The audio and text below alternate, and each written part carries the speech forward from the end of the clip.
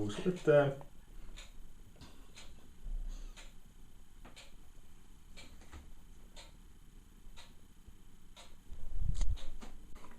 Tervist! Täna ma õpetan teile, kuidas teha tatrapudru. Tatrapudru tegemiseks on tarvis potti, tatrapudru, väikest kaussi, soola kindlasti ja maitse järgi siis ka kas hapuvoolt või mitte, kuidas kellegi. Ja esimene asi, mis tatrapudruga teha tuleb, on ta vaja ära pesta, sellepärast et nad on täis mingit paska, mis on nagu tehasest nagu siis pakendi sisse lihtsalt saatub tatrapudru külge. Ja pesemine on imelihtne. Tatrapudru siit välja võtta.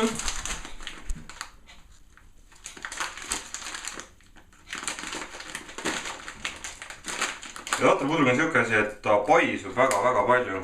Et sellest pakist ma usun, et saab sitaks palju seda kuradi sööki.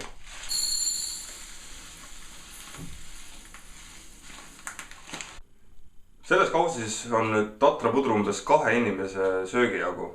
Seda on nagu, teda ei ole palju, aga ta paisub. Siis pakist ei läinud ka praktiliselt mitte midagi nagu ära, et ta on suhteliselt üle minu otsa ainult. Tatrapudruga tasubki nagu seda jälgida, et seda mitte liiga palju teha. Liiga palju nagu ette teha ja siis nagu pärast avastada, et pole ruumi. Ja nüüd ma pesen selle tatrapudru ära. Lihtsalt vee all, solistan ta läbi. Kui on olemas sõel, siis on puhas. Läbi sõela on seda kergem teha. Aga hetkel lihtsalt ei ole seda. Ja nagu siit vaikselt juba näha on, et see vesi muutub selliseks äguseks ja selliseks peesikaks või ma ei tea. Mustaks veeks muutub, ütleme. Vesi lihtsalt välja kallata.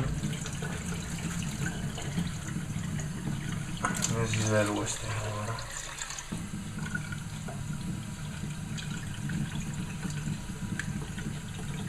See pesemine aitab väga palju kaasa tatrapudru maitsele, sest muidu see, kui seda mitte pesta, siis see maitse ei ole kuigi hea.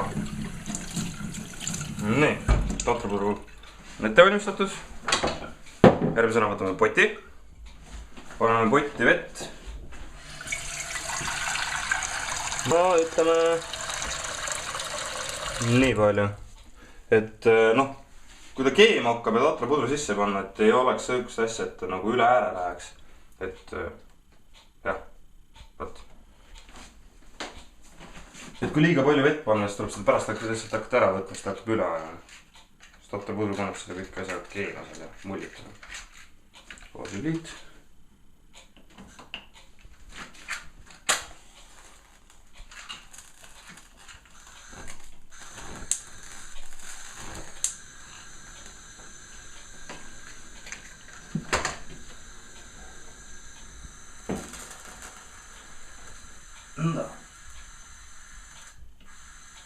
Ja nüüd tuleb oodata, kuni see vesi keema läheb ja siis tuleb tatar sisse panna, nii et jääme nüüd ootame.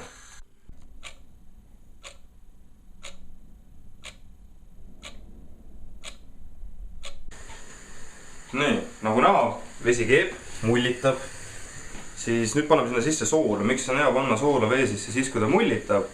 On sellepärast, et see mullitav vesi ajab selle soola ise laiali, et ei pea lusikaga segama. Ja soola võib panna... Näeme soola ka. Paneme 2 lusikatäit. Tatrapudru tahab palju soola saada.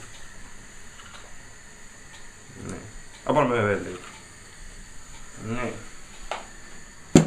Nüüd natuke ootame. Nii, ja nüüd paneme tatrapudru sisse.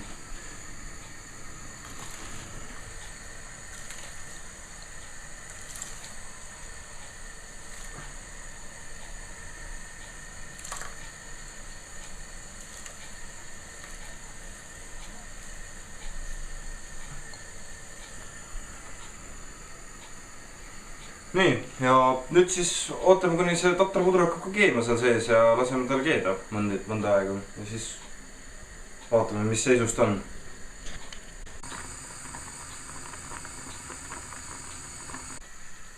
Nii, tatrapudru on meil nüüd 15 minutit keenud. Umbes nii kaua tatrapudru keebki siukse poti ja siukse koguse kohta. Ja mille järgi saab aru, et tatrapudru valmis on? Ta on paisunud suureks. ja noh, võib ju ka maitsta, et ta on siuke pehme ja mõnus. Nüüd järgmine asi, mis teha tuleb, on ta vaja ära kurnata, et see vesi siit välja saada. Kaant meil hetkel ei ole. Muud vajalikud aparaadid selle jaoks. Lihtsalt see vesi välja ajada siis.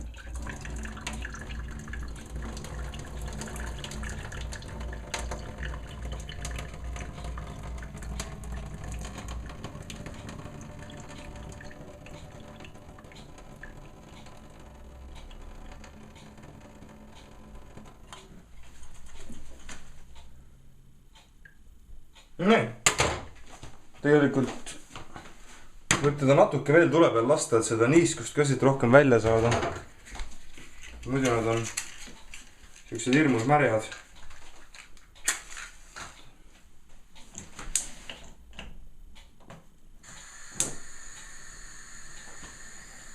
Aga seda ei tohi kaua teha, muidu kõrvad põhja kinni.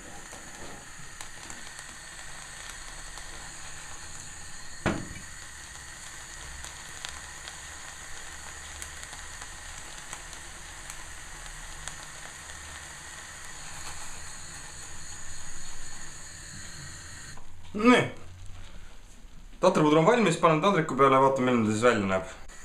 Nii, panen tatrapuder taldriku peale.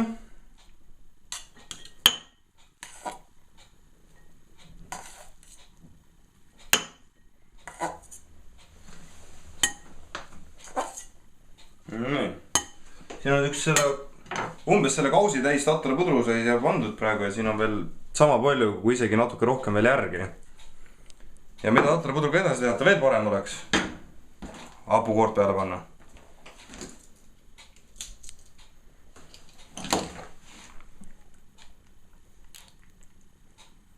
Mul hapukoor maitseb, ma panen palju seda. Ära segada.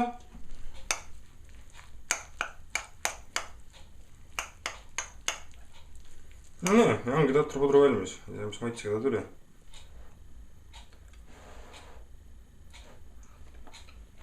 Tipp-tapp. Ja kui ma siukse asja ära söön, siis mul on kõht raudselt pool päeva vähemalt täis, kui isegi mitte rohkem. Ja tatrapudru jaamadus on see, et seda võib ka nagu ohtralt ette teha, et mingisuguse suure poti täis ära keeta ja siis külmkappi panna, sest taga ei juhtu mitte midagi, kui sealt välja võtta, panni peale visata, natuke praadida. Noh, kus mingit liha sisse visata või midagi. Ja noh, üks toitvamaid asju, mis müügil on, üks odavamaid ka. Nii et need isu teile.